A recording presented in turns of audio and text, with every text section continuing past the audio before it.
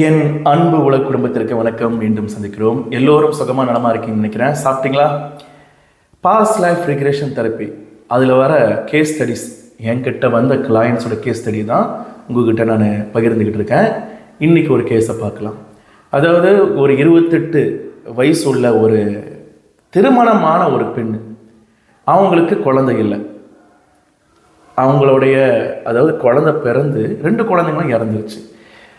ரொம்ப சின்ன வயசில் அந்த குழந்தைங்க அவங்க இழந்திருக்காங்க. அந்த குழந்தைங்க சின்ன வயசாக இருக்கும்போதே இழந்திருக்காங்க. ஒரு குழந்தை 70 மாதம் இருக்கும்போதே ஒரு நோயால் இறந்துருச்சு.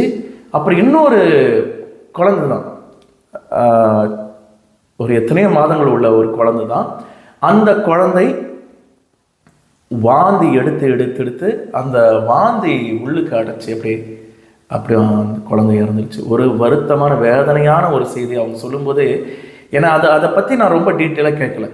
ஏன்னா எனக்கே வேதனையாக இருந்துச்சு அது கேட்குறதுக்கு. இந்த 2 குழந்தைங்களும் சின்ன வயசுலேயே அவங்க இழந்திருக்காங்க அந்த சொன்ன மாதிரி. அப்போ அவங்க வாழ்க்கையில் ஏன் இப்படிப்பட்ட ஒரு பெரிய ஒரு கஷ்டம், இடர் அப்படிங்கிறதான் பார்க்கணும் அப்படின்னு ரிக்ரெஷனுக்கு வந்தாங்க.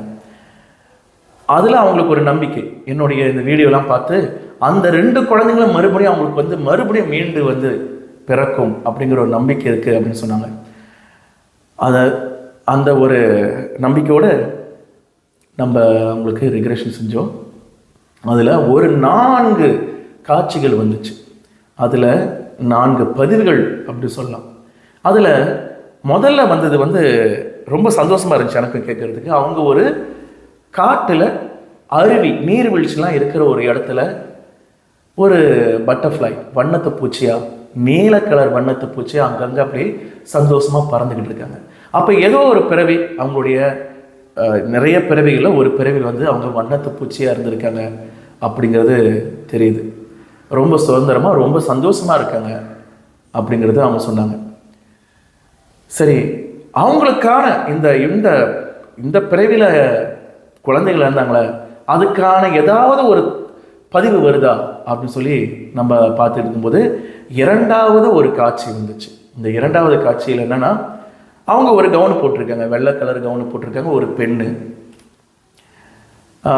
எங்கே நிற்கிறீங்க அப்படின்னு கேட்கும் பொழுது, என் முன்னுக்கு ஒரு கோட்டை தெரியுது, அந்த கோட்டைக்கு வெளியே 2 காவல்காரர்கள் இருக்காங்க. சரி போங்க, உள்ளுக்கு போங்க, போய் பார்ப்போம் அப்படின்னு சொல்லி போகும்பொழுது அந்த அந்த அறைக்குள்ளே அவங்க நுழைஞ்ச உடனே அந்த அறை அப்படி இருட்டாக இருக்குது. அது அறைங்கிறதுல அந்த ஹால், அந்த கோட்டைக்குள்ளே இருக்கிற அந்த ஹால் அப்படி ஒரு இருட்டாக இருக்குது. யாருமே இல்லை, எந்த பொருள்களும் இல்லை அப்படின்னு சொல்கிறாங்க.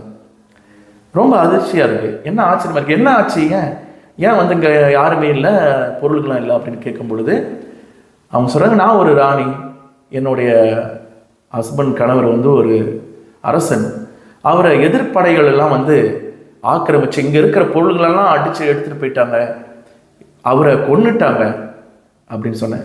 அப்புறம் சொன்னாங்க 2 குழந்தைகள், அவங்களுடைய 2 குழந்தைகள், ஒன்று ஒரு பெண் குழந்தை 10 வயசு, ஆண் குழந்தை 5 வயசு. இந்த 2 குழந்தைங்களும் எங்கே அப்படின்னு பார்த்தா, அந்த 2 குழந்தைங்களும் உயிருக்காக தப்பிச்சு ஓடி ஒழிஞ்சிட்டாங்க, அவங்க கடைசி வரைக்கும் வரலை அப்படின்னு அவங்க சொன்னாங்க. ஆக இந்த இடத்துல அவங்களுக்கு கணவனுடைய இழப்பும் இருக்குது, 2 குழந்தைங்களுடைய இழப்பும் இருக்குது அப்படின்னு தெரிஞ்சுக்கிட்டோம். அடுத்து என்ன நடந்துச்சு அப்படின்னு பார்க்கும் பொழுது, கடைசி காலம் எப்படி போச்சு அவங்களுக்குன்னு பார்க்கும் பொழுது, அவங்கள அதில் ஒரு முக்கியமான விஷயம், அந்த கணவர் கொல்லப்பட்டார்ல, அவங்களுடைய கணவர், அந்த கணவர் யார் அப்படின்னு பார்க்கும் பொழுது இந்த பிறவியில் அவங்களுடைய தாத்தா, அந்த தாத்தா தான் அந்த கணவர். அடுத்ததாக அவங்களுடைய கடைசி காலத்தில் ஒரு பெண்ணு அவங்கள பார்த்துக்கிறாங்க. அந்த பெண்ணு யாருன்னு சொன்னால் பணிப்பெண். அந்த அரண்மனையை அந்த கோட்டையில் இருக்கிற ஒரு பணிப்பெண்ணு தான் இவங்கள பார்த்துக்கிறாங்க. இவங்களுக்கு உணவு கொடுக்குறாங்க, நீர் கொடுக்குறாங்க, தங்க வச்சு இவங்கள ரொம்ப அப்படியே தங்க மாதிரி பார்த்துக்கிறாங்க. அந்த பெண் யார் இந்த பிறவியில் அப்படின்னு பார்க்கும் பொழுது அந்த பெண் தான் இவங்களுடைய தாயார், அம்மா. சரி, என்ன தான் ஆச்சு, கடைசி அவங்களுக்கு எப்படி உயிர் போச்சு, என்ன ஆச்சு அப்படின்னு கேட்கும் பொழுது, அந்த கணவன், அந்த 2 குழந்தைகள் அவங்கள நினச்சி அந்த பிரிவு தாங்க முடியாமல், வேதனை தாங்க முடியாமல் அவங்களால உணவு எடுக்க முடியல, சோறு தண்ணி சாப்பிட முடியல, கடைசியில் இப்படியே இருந்து அவங்க உயிர் போயிடுச்சு, அந்த ஏக்கத்தினாலே உயிர் போச்சுன்னு அப்படி சொன்னாங்க. இதில் நமக்கு ஒன்று தெரியுது, அந்த பிறவியில் அவங்க வந்து குழந்தைங்கள இழந்திருக்காங்க, கணவன் இழந்திருக்காங்க. ஏதோ ஒரு காரணம் இந்த பிறவிக்கும் அதுக்கும் தொடர்பு இருக்குது அப்படின்னு தெரியுது. ஏன் இது நடந்துச்சு, எதனால இது நடந்துச்சு, ஏன் எந்த கர்மாவனையினால இவங்களுக்கு வந்து இந்த குழந்தைகள் இழப்பு வந்துச்சு அப்படிங்கிறதுக்கு நம்ம இன்னும் ரெகுலேஷன் செஞ்சோம். அதில் ஒரு காட்சி வருது. அவங்க ஒரு கடல் கிட்ட இருக்காங்க அப்படின்னு சொல்லும்போது எங்கே இருக்கீங்க அப்படின்னு பார்க்கும்பொழுது அவங்க கடலை மேலேருந்து பார்த்துக்கிட்டு இருக்காங்க. சரி, இது கரையா அப்படின்னு கேட்கும்போது இல்லை, கரை இல்லை. மேலேருந்து பார்க்குறாங்க. ஒரு மீனவர் தெரிகிறாரு. ஒரு மீனவர், ஒரு இந்தியர் தான் இருக்காரு. சரி, அவருக்கு என்ன நடக்குது, என்ன ஃபேமிலிலாம் பார்க்கலாம் அப்படின்னு பார்க்கும்பொழுது அவர் என்ன செய்றாரு, ஒரு கொடுமைக்காரனான ஒரு கணவன் மனைவி இருக்காங்க. அந்த மனைவிக்கு குழந்தை பிறக்கணும் சொல்லி ரொம்ப நச்சரித்து அவங்களுக்கு அந்த குழந்தை பாக்கியம் இல்லை. இந்த மீனவர் என்ன செய்கிறாரு, அவங்கள அடிக்கிறாரு, கொடுமைப்படுத்துறாரு, சாட்டையால் அடித்து கொடுமைப்படுத்துறாரு. அப்புறம் அவருக்கு வந்து ஒரு அம்மா இருக்காங்க. அந்த அம்மாவும் என்ன செய்கிறார், இவளை கொடுமைக்காரனான அந்த கணவன் என்ன செய்கிறாரு, அடித்தது மட்டும் இல்லை, இந்த மனைவி அடித்தது மட்டும் இல்லை, அவங்களுக்கு விஷம் கொடுக்குறாரு, கொல்றதுக்காக விஷம் கொடுக்குறாரு, அவங்களோட அம்மாவுக்கும் கொடுக்குறாரு. அந்த அம்மா யாரு, அந்த கணவனோட அம்மா யாரு, இந்த பெண்ணுக்கு இப்போ ரிக்ரெஷன் வந்திருக்காங்க, அவங்களுக்கு யாருன்னு பார்த்தா அவங்க தான் அத்தை. அவங்களோட அத்தை தான் இன்னொரு பிரிவில் அந்த மீனவனுடைய அம்மாவாக இருக்காங்க. இறுதியில் என்ன ஆகுது அப்படின்னு பார்த்தா, இந்த கணவனோட இந்த மீனவருக்கால அவருடைய மனைவி கொல்லப்படுறாங்க, இறந்துடுறாங்க. அந்த விஷம் கொடுக்கப்பட்டு அந்த கணவன் விஷம் கொடுத்து அவரை கொன்னுறாரு. கொடுமைக்கார கணவன். அந்த அம்மா, அந்த தாயார் இருக்காங்களா, அவங்க தப்பிச்சிட்டாங்க. அந்த கணவனுடைய அம்மா, அதாவது மாமியார், இவங்களுக்கு அவங்க வந்து உயிர் தப்பிச்சிடுறாங்க. இப்படின்னு தான் போகுது ஒரு காட்சி. இதுக்கு அவங்களுக்கு என்ன சம்மந்தம், இதை அவங்க பார்க்குறாங்க, அவ்வளோதான். சரி, இங்கேயும் வந்து குழந்தை சம்மந்தப்பட்ட ஒரு விஷயம் இருக்குது, நீங்கள் அதை பார்க்கலாம். அந்த பெண்ணுக்கு வந்து அந்த ஆணுக்கு வந்து குழந்தை வேணும் அப்படின்னு சொல்லி அந்த பெண்ணை துன்புறுத்தி அவரை வந்து அந்த பெண்ணை வந்து கொன்னுடுறாரு இந்த மீனவன். சரி, இதில் இந்த பிரச்சனைக்கு குறிப்பாக ஒரு கர்மாவனை கண்டிப்பாக இருக்கும் அப்படிங்கிறது நம்பிக்கையில் இன்னும் வந்து அடுத்தடுத்த பிறவியை பார்க்கலான்னு போகும்போது ஒரு பதிவு வருது. என்னன்னா, என்கிட்ட வந்தாங்களே, ரெக்ரெஷனுக்கு வந்து அந்த பெண் இருக்காங்களா, அவங்க ஒரு பிறவியில் ஒரு ஆண், 40 வயசுக்கு உள்ள ஒரு ஆண், திருமணமே ஆகலை, திருமணம் ஆகாத அந்த ஆண், அவருக்கு வந்து ஒரு அக்கா இருக்காங்க. அந்த அக்காவுக்கு 4 குழந்தைகள் இருக்காங்க. இந்த 4 குழந்தைகளில் 2 குழந்தை வந்து கை குழந்தை. இந்த 2 குழந்தைங்களும் அந்த அக்காவுக்கு தெரியாமல் இவர் கடத்திட்டு போயிடுறாரு. தாய்கிட்டேருந்து பிரித்து கடத்திட்டு, அவங்களுக்கு தெரியாமல் கடத்தி எடுத்துகிட்டு ஓடிடுறாரு. திரும்ப வரவே இல்லை, எடுத்துகிட்டு ஓடிடுறாரு. அப்போ அந்த தாய், அந்த இந்த 40 வயசு உள்ள அந்த நபர் இருக்கார்ல, இவரோட அக்கா இந்த குழந்தைங்களை தேடி தேடி தேடி அழுகுறாங்க, வேதனைப்படுறாங்க, அவ்வளோ கஷ்டப்படுறாங்க. ரொம்ப அவங்க வாழ்க்கை ஒரு நரக மாதிரி மாறிடுச்சு. இந்த பர்சன், இந்த நபர், அந்த 40 வயசு உள்ள அந்த நபர் அந்த குழந்தைங்களை எடுத்துகிட்டு போய் வளர்க்கலாம் அப்படின்னு பார்க்குறாரு. ஆனால் அவர்னால முடியல, அவருக்கு பொறுமை இல்லை. அந்த குழந்தைங்களை கத்துறது கேட்க தாங்க முடியாமல் அந்த குழந்தைங்களை ஒரு இருட்டான ரூமில் போய் பூட்டிடுறாரு. பூட்டி அது தாங்க முடியலை அவருக்கு, இந்த மாதிரி கொடுமைப்படுத்துறாரு. அப்புறம் என்ன செய்யறாரு, கடைசியில் அந்த 2 குழந்தைங்களை கவனிக்க முடியாமல் அனாதைகளாக ஒரு இடத்துல விட்டுட்டு வந்துடுறாரு. இப்படி ஒரு பெரிய ஒரு கொடுமையை வந்து அவர் செய்கிறார்.